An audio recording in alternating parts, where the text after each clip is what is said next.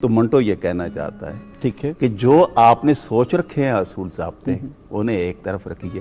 اپنے اندر سے انسان کو بیدار کیجیے، انسان کو بھی نہیں بلکہ انسانیت کو بیدار کیجیے، اور پھر اس کے بعد آپ جب کہانی لکھیں گے تو وہ ظاہر ہے آپ وہ شعوری کاوش نہیں کر رہے ہوں گے کہ میں نے اپنے آپ کو درست ثابت کرنا ہے، بلکہ ایسا ہی ہونا چاہیے، انسانی وجود کا یہ تقاضا ہے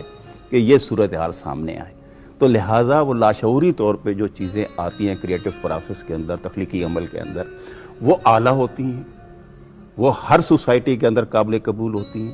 آپ یہاں لکھ رہے ہیں تو وہاں والے اسے قبول کر رہے ہوں گے، جو وہاں لکھنے والے ہیں انہیں یہاں بھی قبول کیا جا رہا ہوگا، اس لیے کہ ان کے سامنے وہ نظریاتی دائرے یا وہ کھانچے نہیں ہوتے، وہ حدود ضربے نہیں ہوتے جو آپ نے بنائے ہوتے ہیں، جو ہم نے شعوری طور پر بنائے ہوتے ہیں۔ وہ انسانی سائیکی کے قریب ہوتے ہیں، انسانی وجود کے قریب ہوتے ہیں، انسانی تقاضے جو اس کے اندر جو موجود ہے، تقاضے جس کے اندر اس کی روح جو ہے وہ خوشی محسوس کر سکتی ہے، اس کے قریب تر ہوتے ہیں۔ تو یہ وجہ ہے